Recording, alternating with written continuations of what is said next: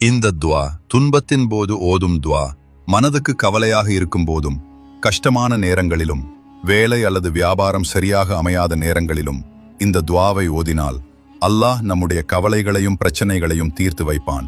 நபி ஸல்லல்லாஹு அலைஹி வஸல்லம் அவர்கள் ஓதிய துவா, லா இலாஹ இல்லல்லாஹுல் அலீமுல் ஹலீம்.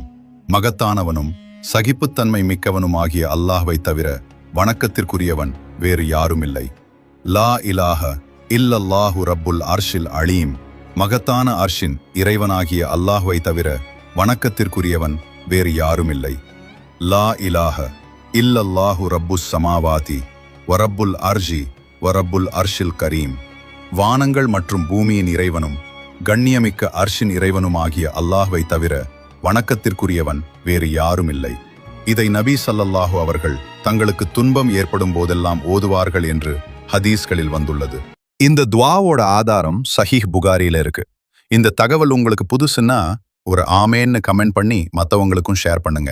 நல்லதை பரப்புவோம்.